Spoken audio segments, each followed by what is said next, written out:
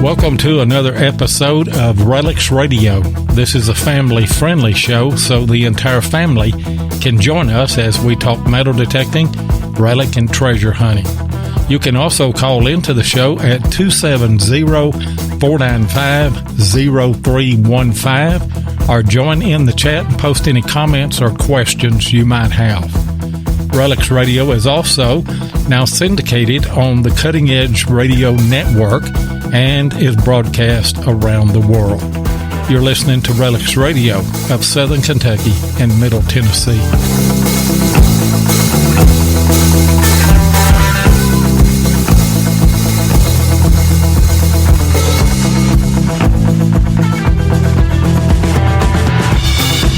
And you are listening to RELICS Radio tonight.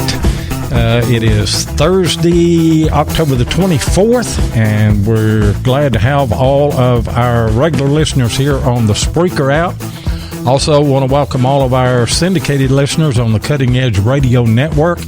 And we know that you're busy sometimes and you can't catch the show live. And so we want to welcome all of our archive listeners, whether you're picking it up on the Spreaker app or wherever you get podcasts. We are absolutely everywhere, and we're hot tonight. I mean, I've already had 3 calls try to come in. Guys, we're not going to answer the phone until about 55 after, so no need to be wasting your time trying to call right now. But I am your host, Digging with 7. And I'm your co-host, Tennessee Jeff. All right, 3 calls already. Man, it's going to be a good night. I can 3 calls already. They can't wait to get in here and talk to our guest here in a minute. I guess maybe they want to get in us. I don't know.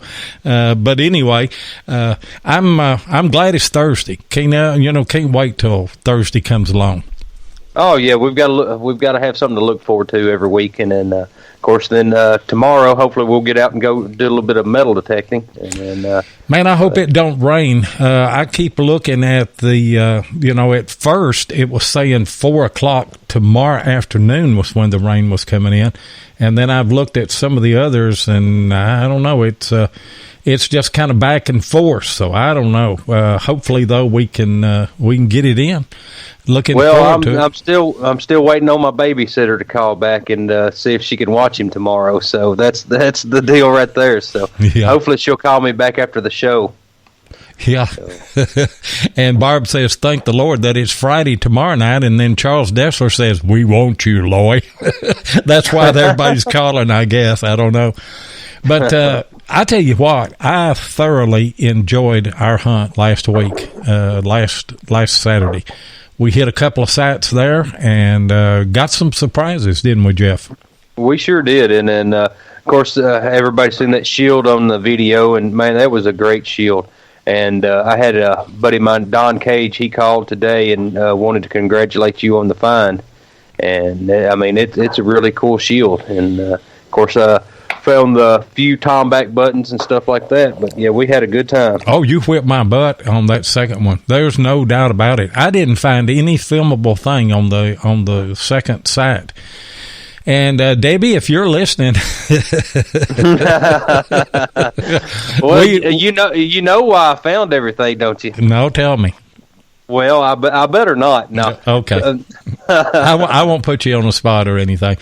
But, on the first site, we both used our Equinoxes, and we both used our 6-inch coils. And, it's a really, really thick thicket there where we were hunting at. But I kind of reflected back on that this week. I love hunting thickets for one reason. It makes you slow down. You just can't go in there swinging wild, You just have to maneuver your coil around and all that stuff and pay attention and listen. And that's the way you ought to hunt if you were in a wide open field. That's right, and that's the way it is. And of course, everybody's seen a few of my videos, and of course, I've been trying the ORX out, the XP ORX, and so far it's been a really great machine, and especially in trashy areas around square nails and stuff like that. It's been a great machine, and I've had some real good success with it. And but that's what I've been using right now. And then, of course, I mean, yeah, I love all metal detectors. So don't get me wrong, I love them all. Yeah, well, on the first site, I was trying to use my AT Pro, and you were trying to use your ORX, and neither one of those were working in that site. I mean, we got to be honest about it, because we both went to our Equinoxes with a 6-inch coil. And, we did, yeah. Yeah. And then on the second site, that's where the ORX really shined, because I couldn't hear what you were listening for. I couldn't hear it on the Equinox. I couldn't hear it on the AT Pro. You were pulling stuff out between stuff that I was just getting iron grunts on. That's all I was getting. I just and you know, each machine has its strengths. I mean, GPX has its strength on depth of finding bullets and stuff like that. That I've dug 22 bullets at 14 inches with that thing. And a regular Civil War bullet or something is really going to sound off, but it's a useless machine whenever you get into an old house site with a bunch of square nails and everything. So each machine has its strengths, and it has its weaknesses, and so that's why we tell our wives we've got as many machines as we do. And it's worked out so far. And then, of course, the first site we went to, it was right next to a railroad track. And, of course, the other machines, they would pick up railroad spikes, pieces of just trash from the railroad. And, of course, it was all big iron. So we went to the Equinox, and we started picking out the smaller targets in between the bigger iron. Of course, the Equinox, it wouldn't pick up the bigger iron as well. We could discriminate it out. Right. So, yeah, and then that's... You can do that with the iron bias and still leave it wide open with a horseshoe on and everything. Mm-hmm. But, there is a chance and a likelihood that we're probably going to add another machine to our arsenal. And I'm excited about our guest tonight, because we're gonna pick his brain on the Simplex, the Nokta Makro Simplex machine tonight. And I hope that's why you joined us, that you want to hear some. Not only the Simplex, but other Nokta Makro products as well. So why don't we go ahead and bring our guest in, Jeff? Yeah, we got Scott Troeckler tonight. He's a Nomad for Nokta Makro. How you doing, Scott? Well, I'm doing pretty good. How you guys? Now, was that a build-up, or was that a build-up for you? Yeah, that was a good one. Yeah, that was a good one. Yeah, we've been, and I wasn't lying on the thing. I really do want to pick your brain, but I think Jeff wants to go back just a little bit, don't you, Jeff, and kind of see prior to right now. Oh yeah, well, tell us a little bit about Scott. How did you get into metal detecting, and what sparked your interest? Well, let's see. My first time metal detecting, I was probably 12, 13. So I lived out in the country, like rolling hills and timber, right? Mm-hmm. So my dad's buddy, he brought I believe it was a bounty hunter over, and he's like, "Here, Scotty, go ahead and give this a try." Like, oh, sure, I don't even know how to turn the thing on, but either way, just went out in the woods, found a couple beer cans, I think a dryer lid or a door to a dryer, and a bicycle frame, and I dragged this back up to the house and show my dad, and he's like, "Oh, that's cool, throw it in the scrap pile." So, starting like that, the interest didn't really take off at that point. But we can fast forward 20 plus years. And so it had been 3 years ago is whenever I really started getting into it, hot and heavy. We actually bought my oldest son a metal detector, the Bounty Hunter Jr., for Christmas for him.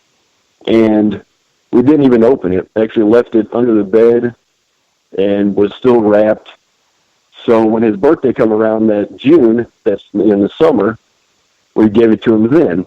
And we opened it up, and, we ended up going to the park and just going to town with this thing, finding a lot of clad coins and having a blast. Nothing over maybe 3 inches deep, but it was fun. So what got me into it was family and being out there with my oldest son. And now my youngest son is also into it as well. So that's what really keeps the interest going. That is great. Of course, I've got a 2.5-year-old now, and then, of course, I've taken him out 3 or 4 times. And, of course, right now he's just wanting to play in the hole. You'll dig a hole, and he sits down in the hole and then plays with the dirt. But, I mean, I'm trying to get him interested in it for when he gets a little bit older. So, I mean, so you've been detective for about 20 years? Well, no. Like I said, I had a taste of it at 12. And then, like I said, 3 years ago, I just started is where I really got into it again. So I always say I've been detecting 3 years. That's all. Yeah. What was? I'm not saying anything bad against the bounty hunter, but obviously it is an entry level detector. What was the first really good detector that you owned?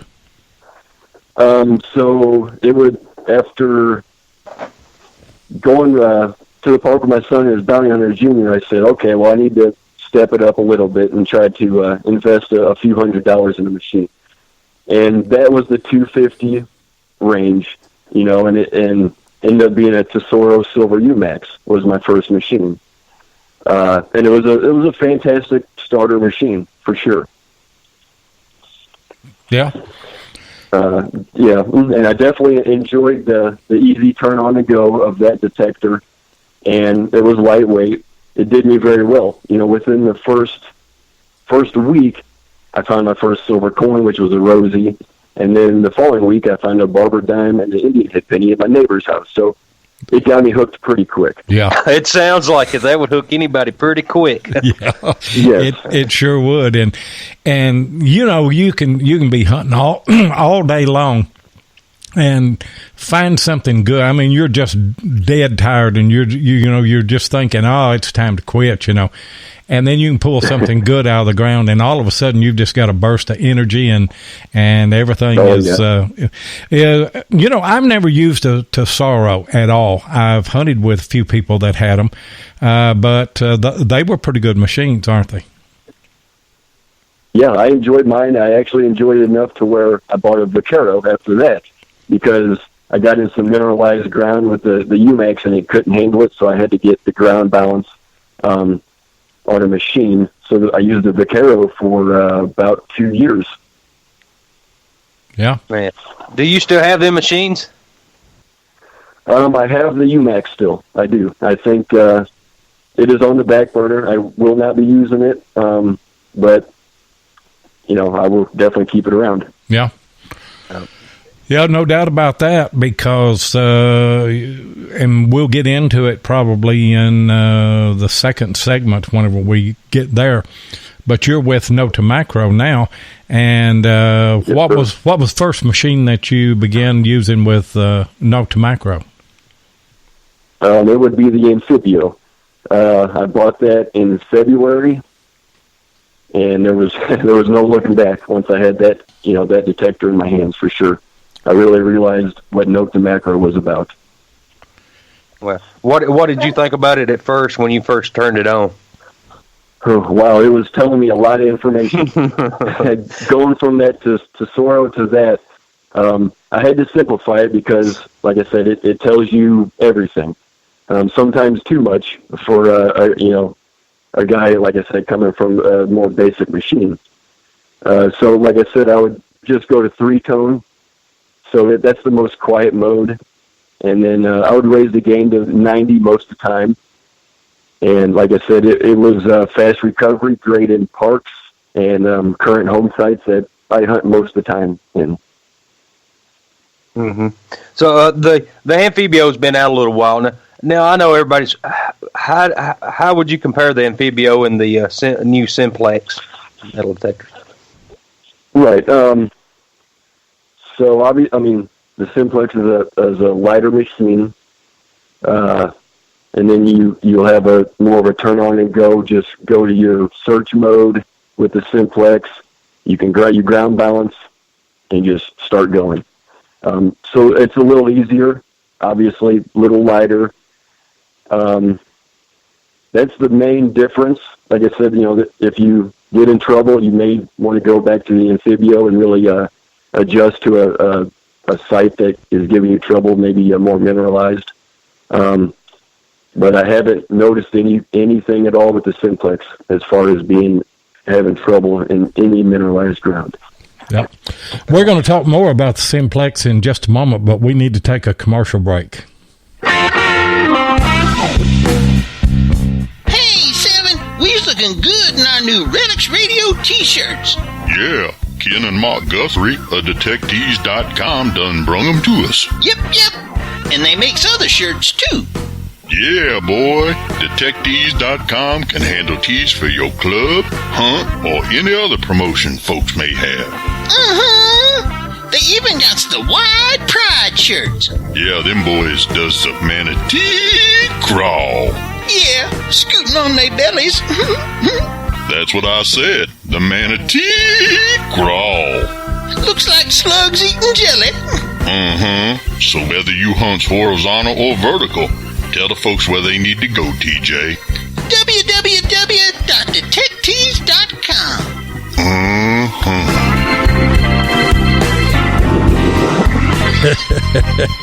I still love that commercial. I tell you what, I'd like to pull that one out. That's old school. That's going back a few months and everything. But we ran that commercial for a pretty good while. And full disclosure, that's not me and Jeff talking. That is all Plugmaster Ford. Jeff Ford did that for us. I came up with the idea, and I used his voice to do it. And I tell you what, Finding America said the slugs are back. Yes, they are. At least in that they are. Yeah. But Scott, you went to pound the ground and work the Nokta Makro tent there. Why don't you tell us something about that? Yes, sir. That was I got to go to New York and attend Pound the Ground and represent Nokta Makro there. That was a blast. What a huge event that was. I mean, it was insane. The amount of people was just like a wall of people, a sea of people. Whenever they blew that or shot that cannon, everybody started, jogging and running and going to their field they thought was going to be the best. So many people were there that I was able to meet for the first time, like Delic. I was so excited to meet her, obviously. Darnell was there. I got to, we stayed in the same hotel and rode in the same rental car and had plenty of time to get to know each other, which was fantastic. And of course, and Jeff Ford, your famous voice on your commercial, got to meet him. KG and Rainey, Corey Horter, Mark Hoover and his wife. It was just insane. It was nice to get to meet everybody that I've never met before and always seen them on Facebook or social media. It's great to finally put a voice and get to shake their hand. I bet. How was it like working with Darnell? I can't wait to meet him. He seems if I'm having a bad day, I'll just go to watch his videos, and then that laugh. Right. It is great. Is he the same way in person? Oh yeah, he's so excited about everything and just living a high. We both felt like we're on a mountain out there, representing the fastest growing company, in the industry right now. So yeah, working with him is fantastic. Yeah. Was this your first event with Nokta Makro as a Nomad? Yes, sir. Yes, it was. Pound the Ground was my first. Now, were you able to get out and detect any? I did. I made it out. Saturday from about 10 to noon.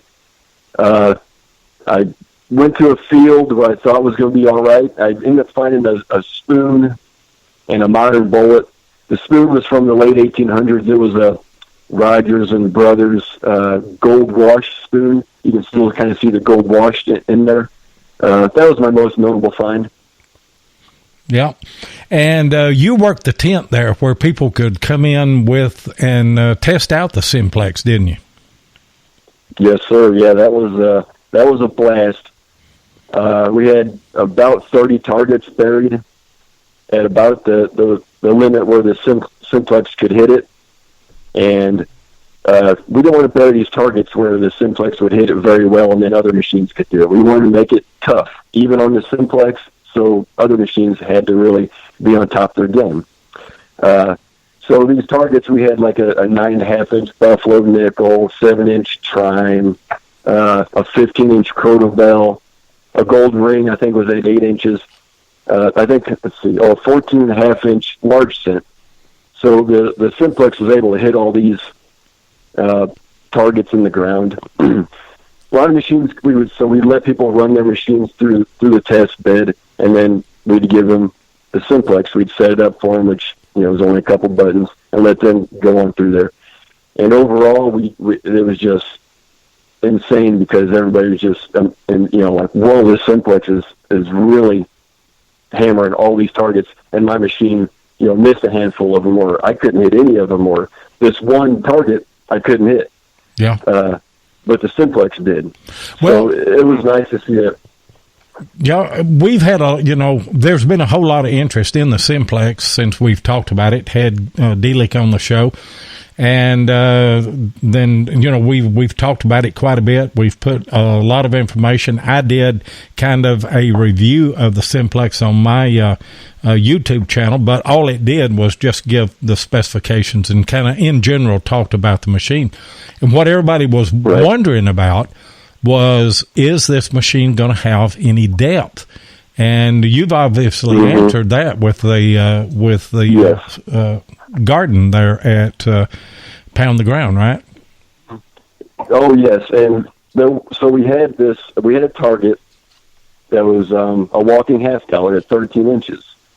A guy with his detector came through. He hit all the targets except this one, the walker at 13. So he said, "There's not a coin there, I guarantee it." So he dug his own hole, buried his own $half, and it wasn't even at 13. It was like 12. He started at 8 inches. I told him, that's not even close yet. You got to dig about 4 more inches at least. So he got down about 12 inches, threw his coin in there, buried it, covered it back over, swung his machine over it, still didn't hit it. Walked over to the simplex, boop, boop, boop, boop, no problem. He said, that's it, I'm a believer. That'll make a believer out of you pretty quick. You got any funny stories that I heard half redneck tried one of the simplexes. He did. He ran it up and down. Yeah, him and his wife checked it out. They were definitely pleased. No funny story really, but what happened Saturday night, all our tents, it got real windy, so our tents folded over, blew over, got pretty well destroyed, beat up. We had 3 of them set up. So we come in Sunday morning and we have to kind of rebuild. So out of the 3 of them, we're able to have 2, rebuild, take some pieces off the other one, make the best of it for our Sunday showing. And had some great help from Rhode Island Relics, also from the guys from the XP tent. They came over and helped us kind of rebuild and set back up. So that was much appreciated, and we were able to have a good day Sunday still. That's good. I heard the wind got up pretty good. Yeah, it did. Sunday was very cold. I think that was that night it blew y'all's tent down. It was like 70 miles an hour. That's what I'd heard. Now I don't know, but it was quite a bit. You mean half redneck? You had to turn on the simplex? Yeah. Well, I say Gail probably had to turn it. Gail probably had to turn it on for him. So. Yep. It was fun meeting Mark. He's a good guy. Well, he's got on there. Who was your favorite person at Pound the Ground besides Mark Hoover? Right, yeah. Obviously Delic. She was definitely number one. She was a star like usual. She's just so passionate about it all. So that's where it fuels the Nomads, through her passion for it. So that has been the most exciting for me to meet. I saw a video that she put out in the car. I don't know if it was raining at the time or something, But, when she was on our show, I think she had to get up like it. What was it, Jeff? 2 or 3 o'clock in the morning. And she was just a ball of energy then. And then I could tell on the video that she put out, talking about the Simplex. She is a driving force behind this company right now, don't you think, Scott? Oh yes. I don't know if she sleeps, to be honest. Sometimes, I'm trying to figure out, do the math, and she's 8 hours ahead of us, and then she's on the show, and it's like, do you sleep? But yeah, I mean, she is a fireball. And yeah, while she was in the car doing that video, I think we were rebuilding the tents at that point in time, and it was really windy, and also a little bit of rain was coming through. So yeah, she was hanging out and then taking care of some things on social media at that point. Yeah, I've seen a lot of videos. It was several people in their vehicles doing a wrap-up video and stuff like that, and they was talking about the wind was blowing so hard that you couldn't hear the audio on the cameras and stuff. So, but I mean, you could tell the way the flags were blowing. I mean, it was pretty rough. Yeah, I just hate I missed it. And I've heard some. I heard some stories about people that came to the tent there, and you were probably there whenever they came. But I think it was good that you let people use their machines first, because I've heard some first-hand stories of some people that really said, I was surprised because I took my machine in there and it didn't do what I thought that it should have done. And then I took the Simplex and, like you said, you were trying to get right at the limit on the Simplex, because then the other machines were going to have to, they're going to have to step their game up, to get that. But we're talking about a less than $300 machine if you don't get the wireless headphones. And it's also waterproof. I mean, that's just amazing, isn't it? Yeah, it's setting the bar pretty high. It's really changing things, and it's good for all of us. Oh yeah, competition is. And you were talking to us prior to the show about the waterproof feature on that, and what were you saying about detectors today and them being waterproof?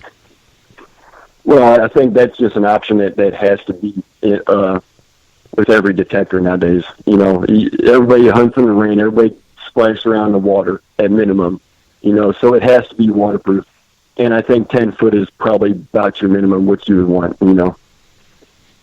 Yeah, because you step up to another level after you get past 10 foot. And I'll just be honest with you guys. Of course, I started scuba diving this summer, and I was not aware of how much that the pressure changes in the water at just very short distances.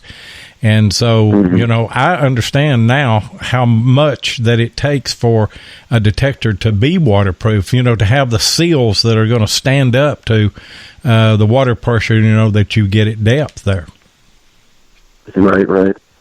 Yep, and definitely a good advance in technology. We need this. Every detector should be able to handle a good amount of water force against it and water pressure, yes. That's right. And us three right now, and everybody in the chat, and everybody that's going to be listening to this that does detect. Now, how many times have you went out metal detecting and they were calling for rain, and you're like, well, I don't know if I should go out because I don't want to get my machine wet. And then that's just the way it is. I mean, you pretty much have to have a waterproof machine. And, I mean, that's the way it is. Yep, and you can go out. It should, yeah. We shouldn't. The rain should not keep us from metal detecting, that's for sure. Well, if you don't have a waterproof machine, it doesn't have to be a heavy rain, just a hard sprinkle or something, and then you're worried about that because your machine is not advertised as being waterproof. And, I've always been a little bit leery of something, them saying, well, this is water resistant. I want something that will step out on a limb and say, you can get this thing in the water. You can hunt this thing in the rain. You can take a shower with this thing when you get home, and wash it off. Spray it off. Yeah, just spray it off. Hey, guys, we need to take another commercial break, and we'll be right back. We are very excited to announce that Calico Metal Detectors is now the major sponsor of RELICS Radio. Calico Metal Detectors has provided customers with the best metal detectors and accessories for over 60 years, and they offer the largest selection and best deals on metal detectors guaranteed. Calico Metal Detectors features only the very best of treasure hunting equipment that'll help you find coins, rings, jewelry, and relics both on land and underwater. From gold pans to metal detectors, they carry the hottest selling products on the market. And Calico is just a phone call away, before, during, or after the purchase. You can call them at 855-246-2586 or visit the website at www.calicodetectors.com. And we want to remind everyone that RELICS Radio is an affiliate with Calico Metal Detectors, and we've been talking about this simplex. They're still waiting to ship those, and I think that that's probably going to happen early in November. I think right now you can pay half down whenever you reserve one of those. So if you call in to Calico Metal Detectors and you want to order one, mention that you heard it on RELICS Radio. Now, it's going to cost you the same either way, but we get a small commission off of that. And get in line. I tell you what, I think this is going to be a game changer. But go ahead, Jeff, kick us off here in segment 3. Scott, talk about becoming a Nokta Makro Nomad. How did that come about? Oh, okay. Let's see. Well, just like I said, I got the Amphibio February and just started going to town, just putting in the work, being active on Facebook and Instagram, social media, getting the attention, I think, of the right people. Named Delic, She's the one you want to make sure she's seeing your posts. Now, see, when I did get the Amphibio, I immediately emailed her regarding a field team. Because I was always been interested in that, and I knew they didn't have one in the U.S. So I just wanted to jump on board and kind of get that rolling. And she emailed me back and said, yes, we are planning on getting a field team together. So it took some months, and then they had the applications you're able to fill out. So I did that, and then Delic messaged me and said, hey, did you fill out an application? I said, well, yeah, I sure did. Okay, what state are you from? And I really want you on the team. I said, well, I'm super excited to hear that. So yeah, and then, that happened, and then she sent me some Nomads gear, and it's been uphill. Ever since I bought the Amphibio, it's just been going crazy. Super exciting stuff. Well, that's great, man. Every Nomad that we've talked to, I mean, they're just great people, and I mean, actually, they're at where they are for a reason, and you're the same way. And I mean, I would love to get out just to have a hunt with all the Nomads, just one big hunt, and then see what we can do. That would so would I. I want to hunt with all of them as well. Do you have a favorite machine right now? I mean, of course, I'm sure. Well, yeah, that's easy. It's a simplex. It's new, and it's just turn on and just start, hitting targets and digging them up. So that's obviously my favorite currently. Yeah, I was going to. The next question: if you had a choice, which machine would you pick up? So it'd be the simplex, most likely, wouldn't it?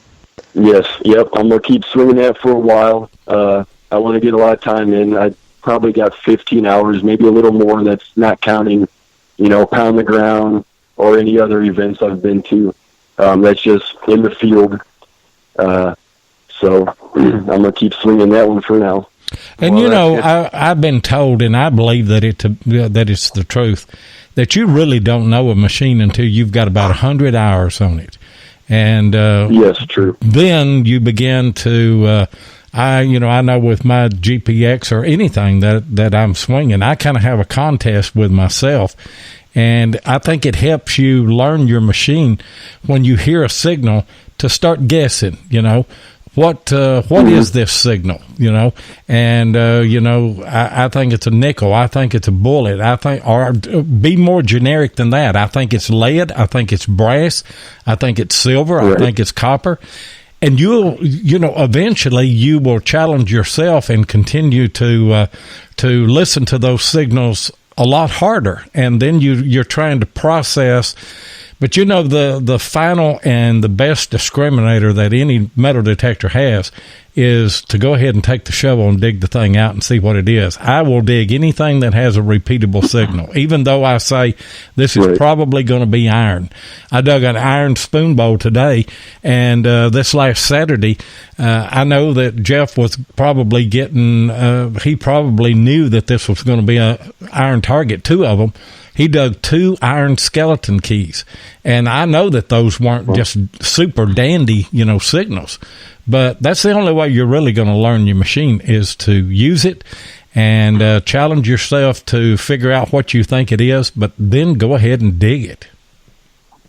Yes, right. For sure, no doubt. And it's funny. All of us, I'm sure, will get out in the field and we'll talk to ourselves. And then, of course, you get a signal, and you're talking. You're saying, "Well, I think this is going to be a shotgun shell. I think this is going to be a Civil War bullet. I think this is going to be a coin." And then that's the way you've got to do it, and to learn your machine. And I mean, that's a good habit to get into. Well, I'll tell you something, Jeff. There's no shame in talking to yourself. It's when you start answering yourself that's when it gets bad. But we all do that. And my wife, whenever I've gone dive detecting, I've taken her with me in the pontoon boat rather than let her stay on the houseboat. I said I want somebody out there with me, in case I get into any kind of trouble or anything. And I'll come out and I'll be filming something other, and she'll say, "Do you talk to yourself all the time whenever you're detecting?" I said, "Yes, I do." And sometimes you will answer yourself too, whenever you're doing that. But it's all part of the process, isn't it, Jeff? It sure is. I mean, and a lot of times I'll be like, "What'd you say?" And 7 will be in Kentucky, and I'll be, "Oh, I thought 7 said something," but no. But Scott, have you tried the new pulse dive yet? I have. Yeah, I had it at a local beach. Went out, had about 3 or 4 foot of water, and I really enjoyed it. I need to get scuba gear to really go deep. But I did get a chance to take it. I wouldn't say diving, but just underwater and test it. Yeah. And I really like it. Now I also use it as a pinpointer most of the time. I switch the coils. It's on my hip when I'm detecting because it is my pinpointer. Mm-hmm. And, I know Ohio Relic Hunter. I can't. I normally don't watch the chat, but Ohio Relic Hunter said, and Lloyd's wife took off on the boat, dragging him by the hookah, yelling, "I'm going to the mall." I can see that happening. He is a character, I tell you what. How is the pulse dive as a pinpointer? I haven't used it that much as a pinpointer. Yeah, I mean it's done me very well, and it comes with a nice holster, and now it comes with the leash, and it's done well. No issues. It's very sensitive. It's got 5 levels sensitivity. I like it very much. And you've got the same controls on the pinpointer or the scuba head that it has, the detector head that it has on it. But then also you've got a different cap that you can put on the back of it that has openings in it where you can hear it as a pinpointer easier. Now you can't use that. You can't use that cap when you go in the water. Make sure that you change it because it's not waterproof. But the other one is.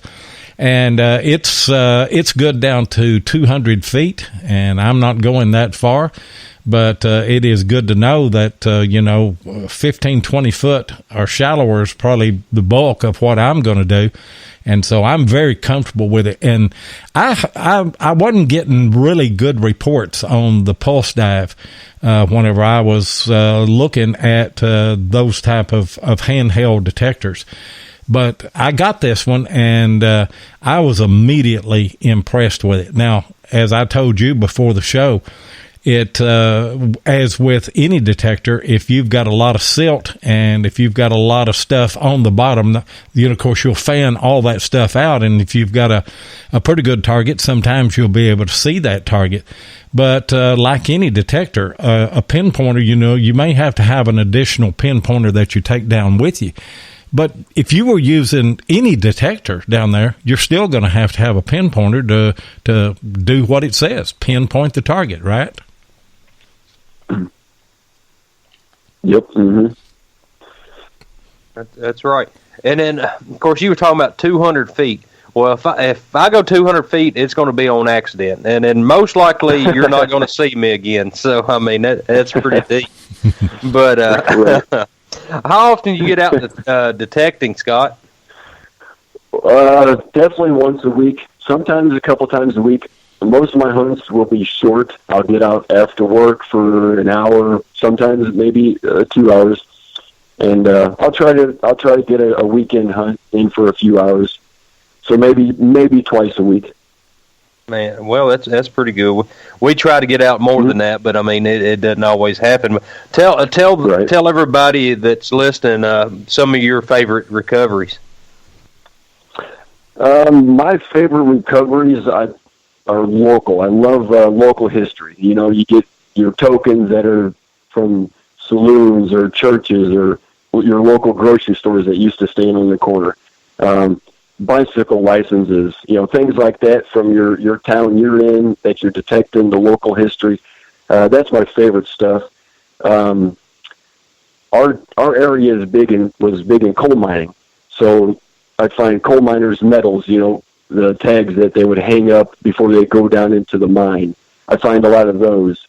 So one of my favorite finds was a coal miner's medal, which was like there was a UMWA, the United Mine Workers of America Association medal from 1905. It actually said February of 1905, District 12, which is our area. I guess that was given to him after so many hours of service or work in the mines. I found one of those, and I put it together with some of those coal miners' tags and donated it to my local coal miner museum here in town. So that's my favorite find. Man, that sounds like a great find. And for everybody that doesn't know, you're from Illinois, right? Yes, sir. Yep. Did the coal miners, did they have camps and stuff in your area? I'm sure they did. There's some houses that are still standing that were bungalows where 8 to 10 or more probably all stayed, and they would just walk to the mine daily and then walk home. Mm-hmm. And most coal mining operations had a store there, and part of the pay or all the pay might have been script that had to be used at that store. Do you find any of that script?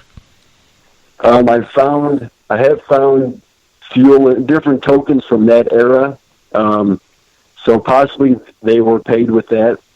I don't know if it was script exactly, but it's going to come out of the ground for sure. It's all over this area. Yeah, that's right. Hey, tell us about your Facebook group, Midwest Treasure Hunters. How long's that been going? Yeah, let's see, 3 years now. Midwest Treasure Hunters on Facebook. You can come check us out. We're always got something new going on. Giveaways every once in a while. So don't be shy. Come join the group and hang out. And so that's Midwest Treasure Hunters. Yes, sir. Midwest Treasure Hunters. So if y'all don't mind, go check that out. Go check Scott out and some of the finds, and then follow that page. So yeah. Do you guys get together? How big a group is it? First of all, how many members have you got in? We're 1,800. Okay. And we have had we've had a hunt in the past, and we are looking to maybe do one in the future. You never know. Now that I got something going with Nokta Makro, maybe they can work with me, and we'll put a little bit bigger event together. There you go. That'll work right there. Right. Yeah.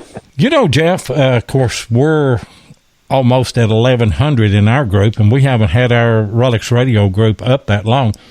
We ought to talk about having a RELICS Radio Facebook group hunt somewhere. Yeah, that wouldn't that wouldn't be a bad idea. I mean, we could get one together. Yeah, so, and it would take a little planning, and then of course, I know Barb. She would have to be there. Yeah, Denny too. So. Yeah, Barb and Denny, and find a location. That'd kind of be central to everybody. Of course, that may be right around where we're at. I don't know. We're right in the middle of the country, anyway. Yeah, we are, and then of course we can just pick a farm, tell them where it's at, and then of course we'll show up late and then say, "Well, y'all got permission to metal detect this property?" And we'll just join right along. Yeah, that's the way rednecks do, I tell you. Hey, let us run this commercial right here, and we'll be right back.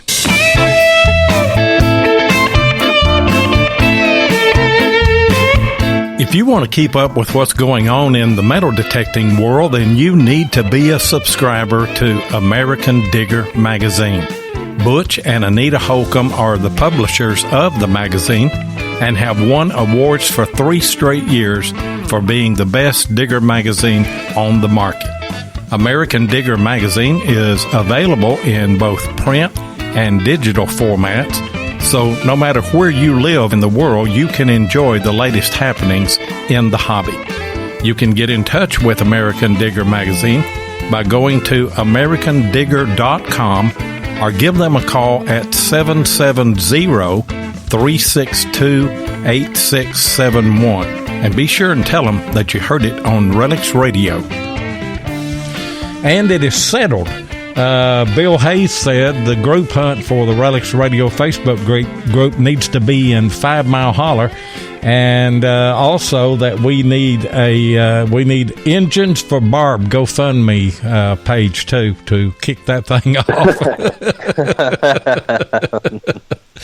I don't have many Indian heads. I mean, I'm with Barb. I don't find many Indian heads. You and everybody else find a lot of Indian heads. I've been really lucky on Indian heads. I was counting up the other night because, and again today because I found a shield nickel today, and I've got a spot in the display case where I put those old ones.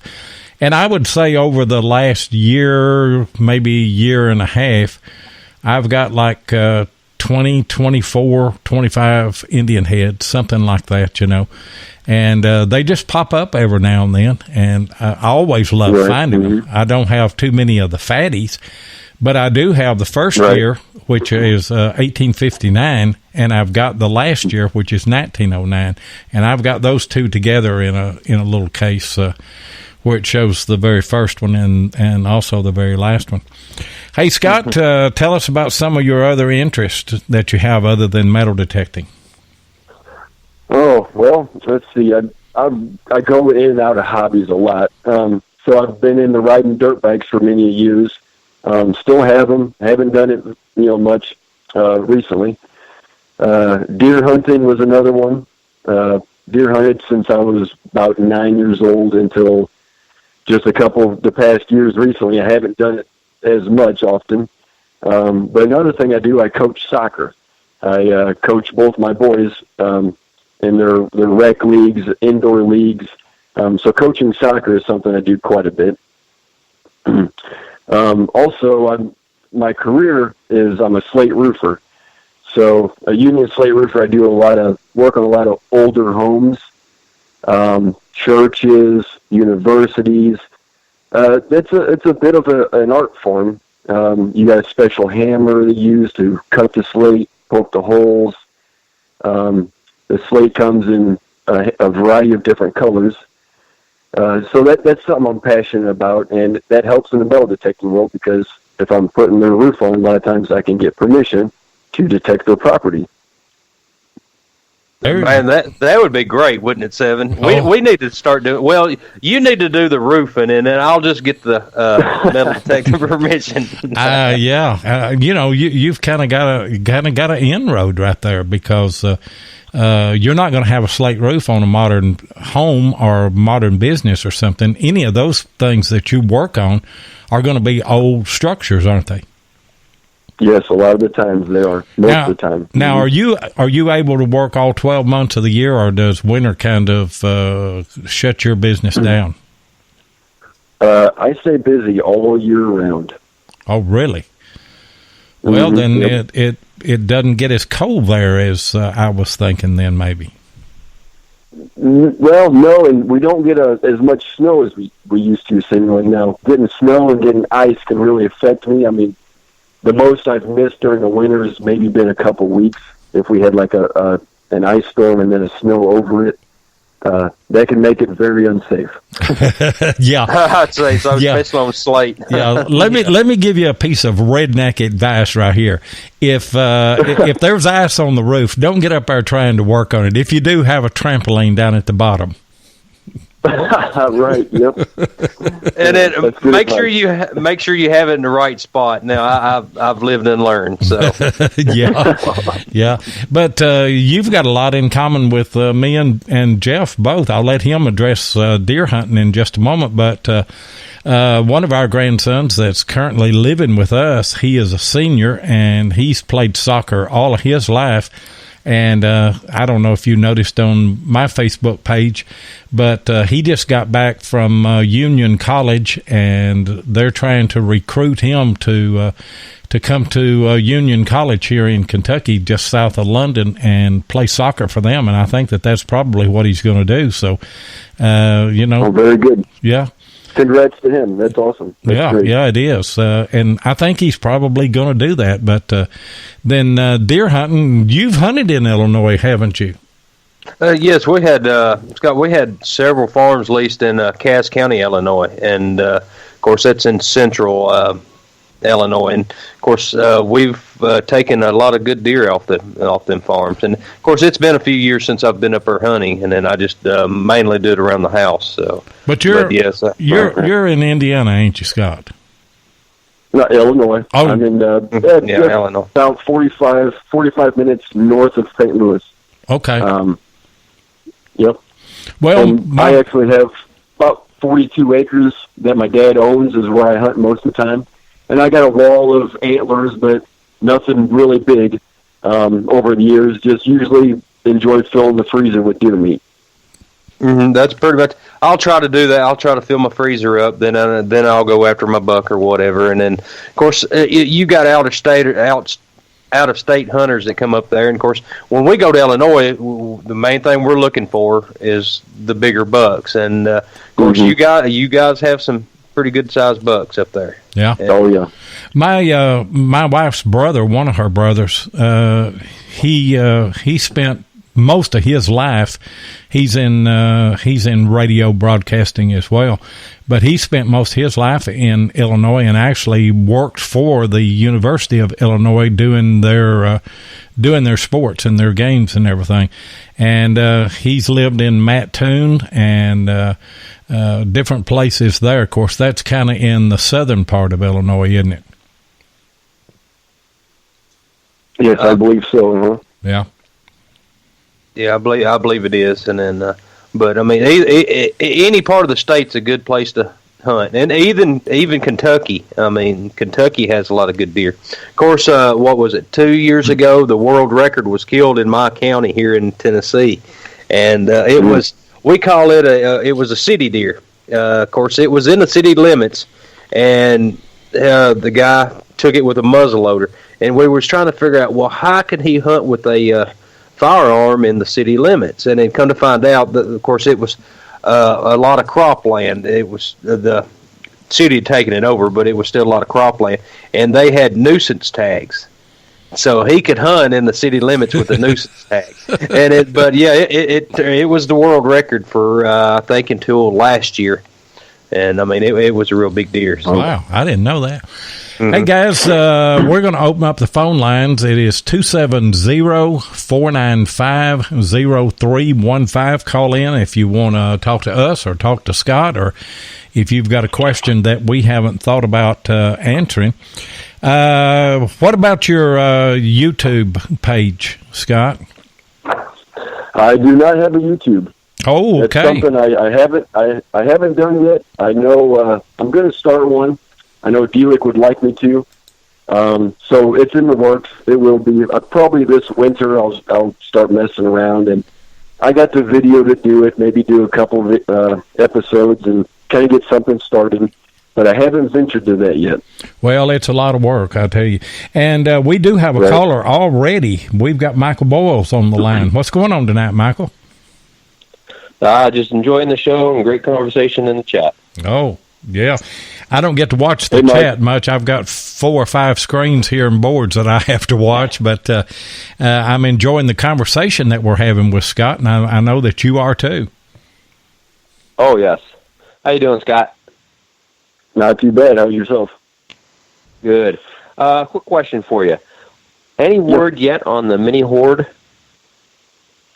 Yes. From Nokta Makro? Yeah, there was a prototype at Pound the Ground that I got to play around with. And this was just a 3D printed version, but it was a working version. So that was really interesting. Now, they're talking a couple months, maybe in the testing, maybe even on the shelves. I really think they're trying before Christmas to get it out to the public, and that would be fantastic, obviously. Okay. Yeah, because everything that I've read up on it about it and everything, because I want to try to get it for my girlfriend's daughter, because she has a Go Find, but still the Go Find's still heavy for her and still a little bit big. And that mini horde, the way that thing can break down, the way they're talking, is almost just like the Simplex. I mean, the thing's going to be tiny. I think they're even going to put a pinpoint button on it so they can help pinpoint the target. Oh, nice. Now, none of us, and I don't think anybody or most of them in the chat are aware of the mini horde. Y'all tell us a little bit more about that detector. I'll let Scott go ahead and take care of that since he's the Nomad. Yeah, sure. It's pretty basic on the screen. There may be a couple search modes, but there's a little face with a thumbs up or a thumbs down, and that's if you have a good target or a bad target. It's really kid friendly. We want to get our 4 to 8 year olds interested as much as possible. Simplex and a lot of other ones are too much for that age, so this is geared towards the very young beginners. Man, that sounds like a great machine. I can see Avery having one of them. Also, to add to it, it's supposed to be also waterproof up to 10 feet also, just as a Simplex.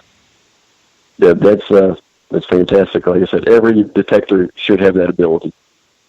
Yes, they should. Not just the coil nowadays it should be the whole thing.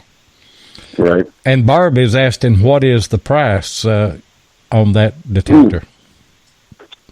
I'm not positive. It's $150 max. Yeah.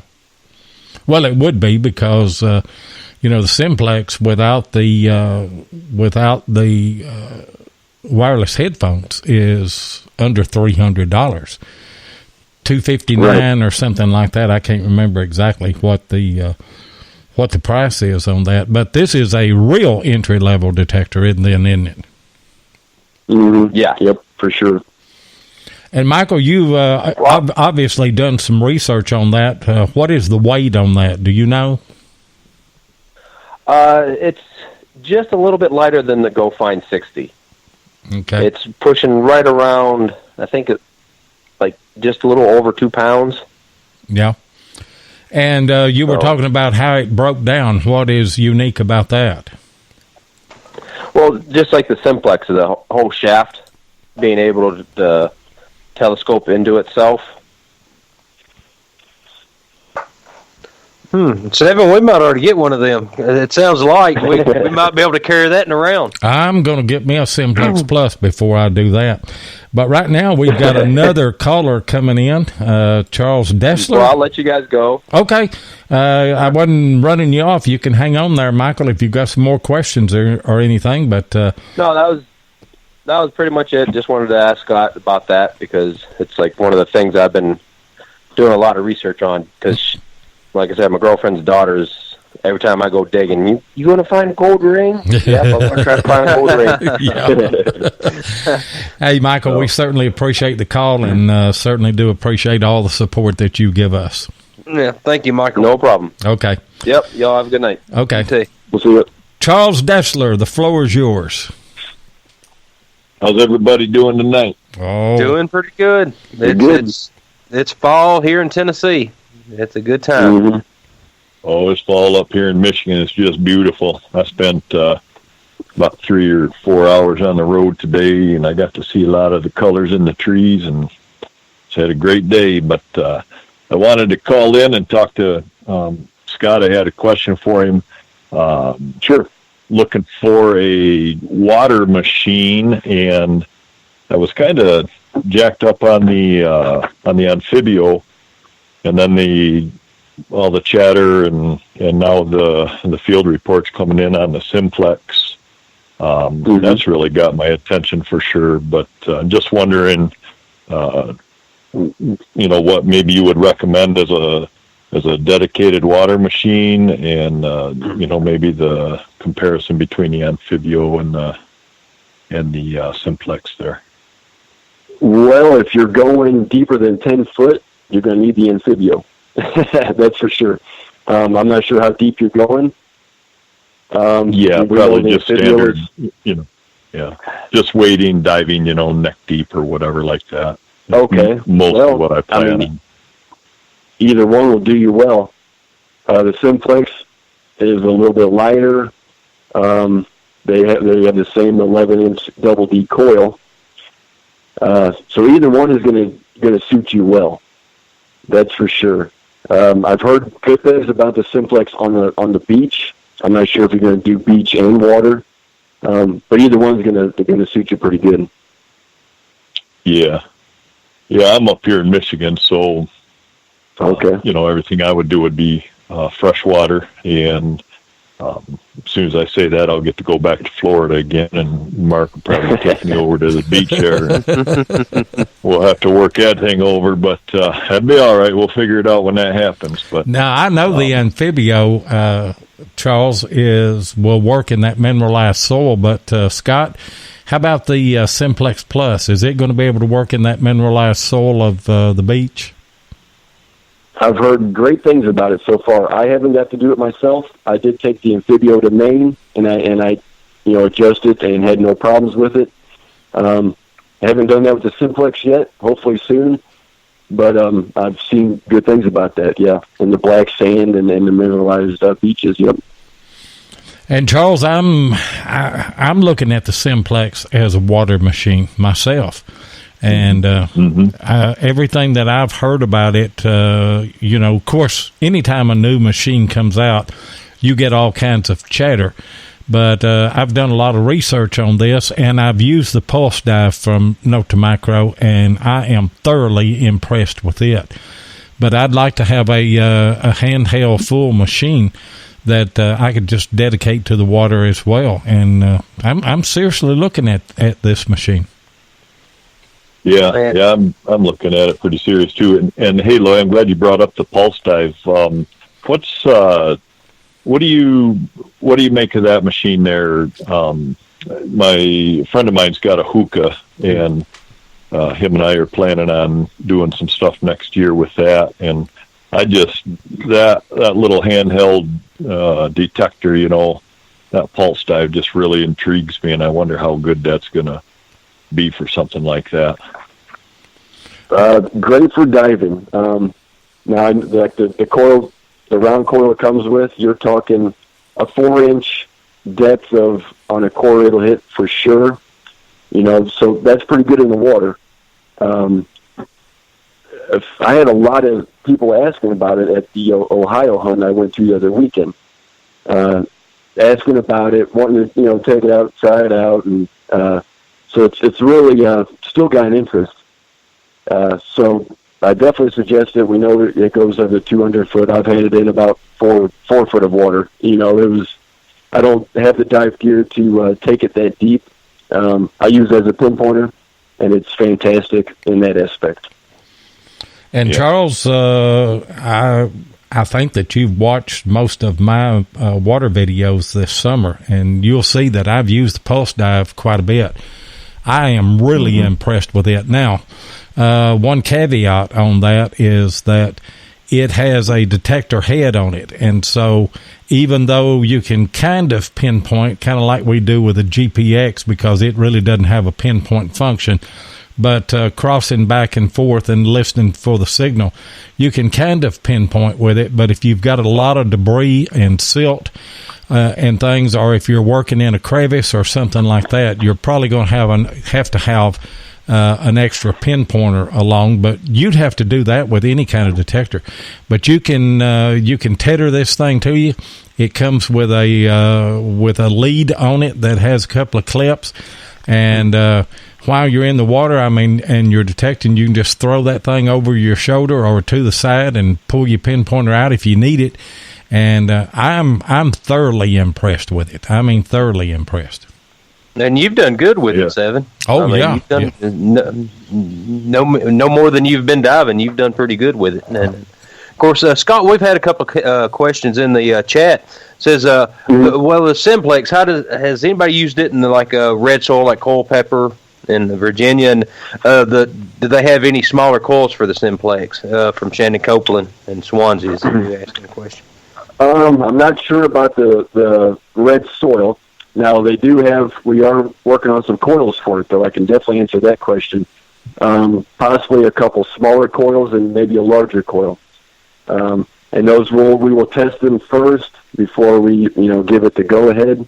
But we're looking at, I think, up to possibly 4 optional coils. Wow. Now, what coil does that machine come with normally?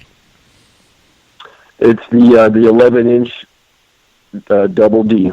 Okay, which is standard on most detectors now, the double D and the 11-inch. I would like to see an elliptical coil, kind of equivalent to a 5x8 or something on some of the other machines. That is that's a really good coil whenever you're talking about separation and working in tight areas and things like that, So I think that would be a winner, or just a small 6-inch coil, or a puck or something, I know we will try a concentric coil as well, and then possibly, like you were saying, like a 9x5 type coil. Yeah, I've got the 10x5 on my GPX, and I really like it. And so I don't know. I like elliptical coils for some reason, but I'm using my mono coil, which is the equivalent to a concentric, and I've got used to it. Now, it doesn't have the discrimination that a double D does, but it does get more depth on it, Yeah, the mono coil you give me, Seven.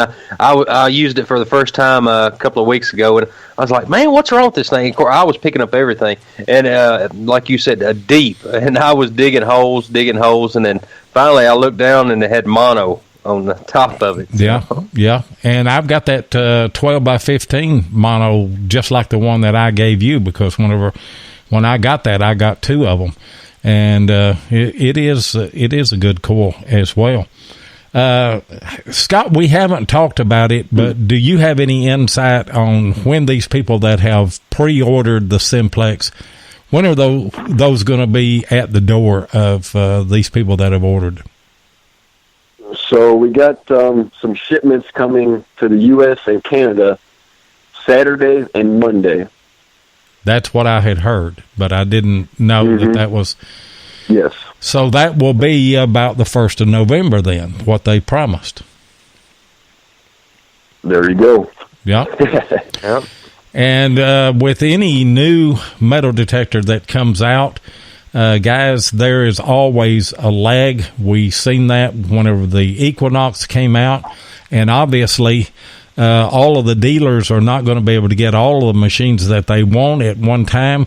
They're going to try and spread them out. So that's why it's so important that you pre-order one of these and get your name on the list, and you're going to get it a lot quicker. I know that, that's going to be the fastest way to get one. And I want to thank everyone who's being patient as well, and they pre-ordered. They're all positive. I appreciate all of them. They're dedicated to waiting for this machine. So I want to just tell them thanks for their patience. we are rocking, and it's full forward and full bore. And I think it's going to be worth the wait. And I'm not just saying that because, obviously as an affiliate of Calico, I would like to sell 100 of those, but it doesn't really matter to me because we don't have to have the commissions that we would get on those sales. And I'm certainly not going to tell you to order something that I'm not thoroughly impressed with that company. And I've not had a Simplex in my hand, but everything that I'm watching, I've watched some of the videos out of UK, and they put those up against other machines and buried the targets, and I was impressed. And then the stories that I'm getting from you about the Pound the Ground garden that you did there, I'm impressed with the machine. I think it's going to be worth the wait. When we were burying these targets, I was like, oh, easy, don't put it that deep. And he's like, oh, we go deeper than that, and just boom, it's still ahead. And me and Darnell over there just smiling and giggling and laughing, like totally impressed. So that opened our eyes when we went to pound the ground on this detector. Now, how good is the Go ahead, Charles. Yeah, thanks, Jeff. We were all waiting for, field reports to come back in, and my friend Andy Sabish here from Michigan, he was over at Detective Hall, and he was out with one of the guys from Nokta Makro, and they put it through a pretty good test out there and made some good finds, and then Andy brought one back with him, or it was sent over to him. And so he's been using it and giving some really nice write-ups and feedbacks on it. And yes, I've hunted with Andy and taken his classes for the Deus, and the guy knows what he's talking about, and just I really enjoyed what he had to say about it, and that just kind of is helping sway me a little bit. Right. I got to meet Andy at the Ohio hunt this past weekend, and we both had our Simplexes out there, and he was telling me stories at Detective Oil where he went and dug a Roman coin, and it was like in front of the booth. Everybody's seen it with the Simplex. It was like 8 inches deep, and went out in the field and dug a Roman as well, I believe. And he's really impressed with this detector, and he's only saying positive things about it. And we know that he's only telling you the correct stuff. He's not joking. He's not messing around. He's not being paid by anybody. This is his true opinion. Yeah, and that's what I like about that. Yeah. Yeah, and he's pretty straight shooter, and he wants you to have the best machine for you, not the one that he's just trying to promote. So if he says something good about a machine, that's just saying, telling you what the machine is. So that's it says a lot back on Andy's part. Yeah.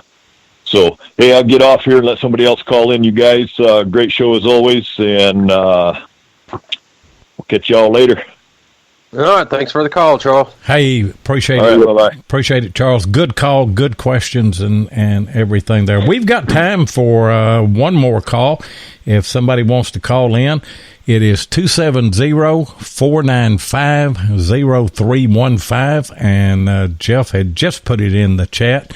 This is your opportunity to call Scott. Talk about the Nokta Makro Simplex Plus, the Pulse Dive, or the Amphibio, or any of the great machines that they've got there. What else, Jeff? I was going to ask Scott, the separation on the Simplex. How does that seem to be doing? Does it have like that's very impressive. I would lay out a few targets, like a large simp, a nickel, maybe even a nail throw in there, or just 3 coins and just go back and forth over them, just to kind of show how quick I could swing with this thing. At pound the ground, like a 10-inch Buffalo nickel, if you're swinging slow, you'll get a nice hit, but if you actually speed up a little bit, it'll bring that target out even more, bring it to life. I told people over and over again, because they would kind of grab the machine and go real slow over these targets. I said, if you kind of hear it a little bit, speed up a little more, and it'll bring that target out. And it did every time. So that's something, Lloyd, when you get into this machine, try that out. Okay. And Jeff had a machine that he was doing that with on Colt 44 bullets. And I've seen that to be the case, too. We've got 2 callers in. We've got 3 callers in because another one just came in. But Barb was first on the board here, so floor is yours, Barb. Hey, Scott. Good to hear you. It's been a good show. Thank you, Barb. Hello. I probably have 50 questions, but I called in to, TJ said I could, to promote the Great Christmas Kids Giveaway for 2019 for ages 5 to 15. This will be our 2nd year. So far, we have 4 detectors donated. It's a Facebook page, and we've had a ton of gifts. People have donated.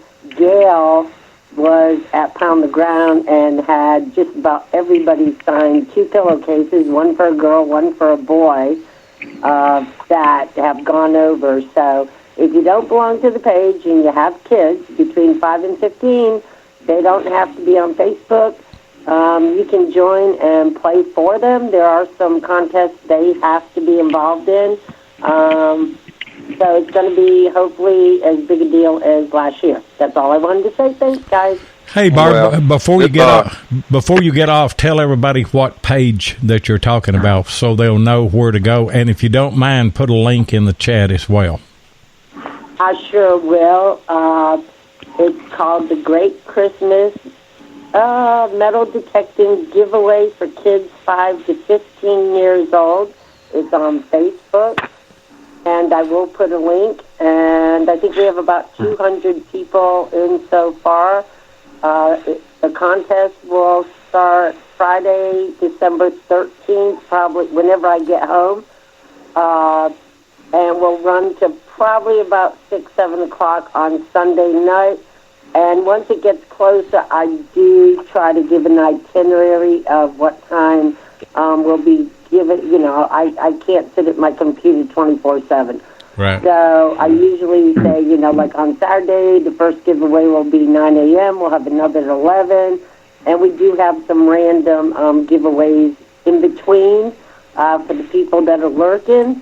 And we gave, I think, 49 kids received detectors, pinpointers, shovels, coins, books. Steve Zazook has donated one of his books, Mary Schaefer 2 of hers. We got the pillowcases. Frankie, a friend of mine from Virginia, just put together 9 or 10 8x6 cases with coins and buttons and just all kinds of relics in each case. I don't know, my box gets bigger and bigger as things get thrown in it. So it's going to be another good year, hopefully. And we helped support that last year, and we're going to help support it again this year. I think Mark's working on all of that for us. But thank you for calling in, and everybody go and check out the Great Christmas Metal Detecting Giveaway.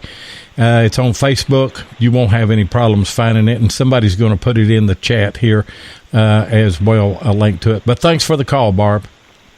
Thank you very much. Thanks, Barb. And Greg Weems, you're up next. Hey, everybody. How's it going? And Scott, congratulations again for being included in the Nokta Makro Nomads team. Again, I appreciate it, Greg. Admin. Yeah. Good to hear you again. It's been a while. Yeah, it has. Yep. Yeah, y'all are doing an outstanding job on the page. Just want to say that again. When Kimmy and Darnell were on the last time, just want to chime in and say y'all doing an outstanding job representing. And the Simplex looks like an awesome machine. I kind of wondered. I'm still running the Racer 2, and I'm like, I just wonder how it's going to do up against that. And it's doing outstanding. It looks like outstanding. I got a friend, Thor Hill in Scotland, who purchased one, and he was one of the first ones to put up a test out on the beach. And I told him to hurry up and put that test out there. Everybody's wanting to know. And he got like 1,500 views within 2 days. Wow. On that. Yeah. Wow. So it's doing outstanding out there in the salt water. He's having a good time. He's loving it. He's finding some good stuff. And yeah, I just wanted to say congratulations, doing an outstanding job. Simplex looks awesome. And thank you, sir. Thank you very much. Yeah. Yeah. Yeah, I definitely recommend adding it. Mm-hmm. Yeah, it is an awesome machine. And guys, thank you again for that. I won that cooling towel about a month ago, and it's getting good use. I love it. And it'll come in handy when the weather warms back up as well. Hey, Greg, thanks for the call. We certainly do appreciate it. Appreciate all the support that you give us.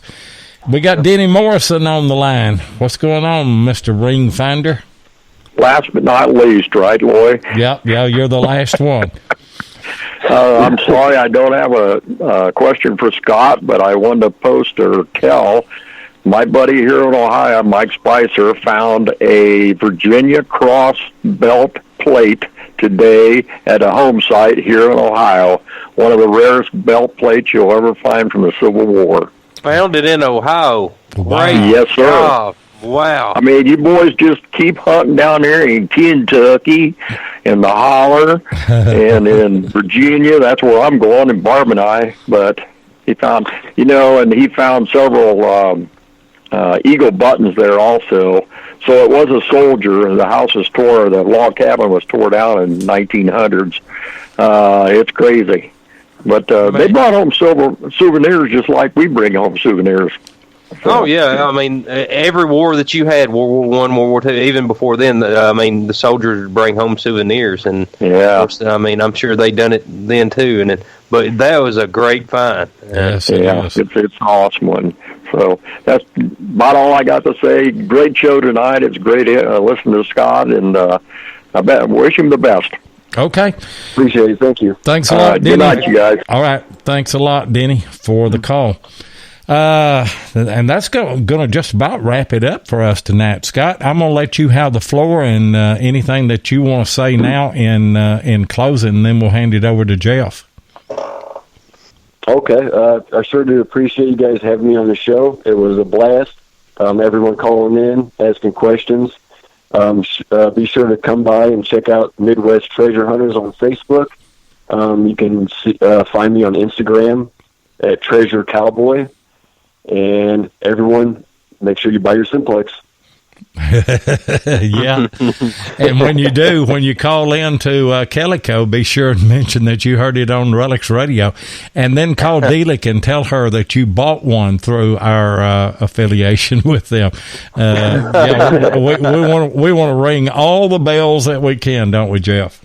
We sure do, man. We've got to ring them bells. So, but I just want to thank Scott, and then you've been a really great guest, and then thanks Half Redneck Mark Hoover for booking you as one of our guests, and thanks for Lloyd for being the host of this show, and thanks for all of our everybody listening in the chat, and thanks for everybody that called tonight, and then God bless and have a good night. And everybody don't know, Jeff, but everything that goes on behind the scenes, but you and I have been on the phone.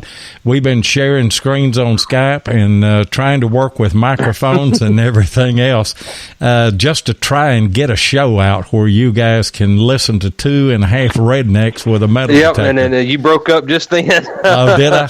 Okay. You did. But yeah, of course, last week's show, everybody heard. Of course, I was I was the loudest one amongst everybody, and couldn't figure my headset out, my new one, and then of course we still hadn't figured it out. And I went back to my old one, but thanks for Loy. He was helping me out, and like he said, we were sharing screens and everything else, trying to figure out what to do. But yeah, it's a lot of stuff that goes on behind the scenes, and then of course Half Redneck. I mean, he has a lot of stuff to do too. He's been traveling today, and then yesterday, and then of course he's doing his job.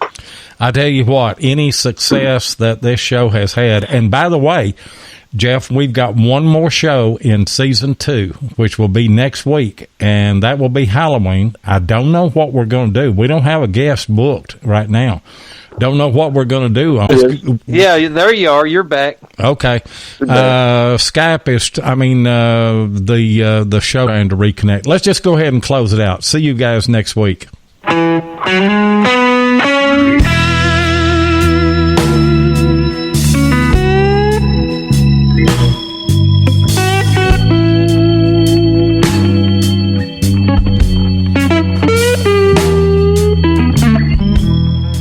Thank you so much for joining us tonight on RELICS Radio, syndicated on the Cutting Edge Radio Network and is broadcast around the world. Please take a minute and hit the like button and be sure and follow us so you'll get notifications of all of our upcoming broadcasts. You can also find us on YouTube at Digging with 7 or Tennessee Jeff, or you can check us out on our RELICS Radio Facebook group page or Adventures in History on Facebook.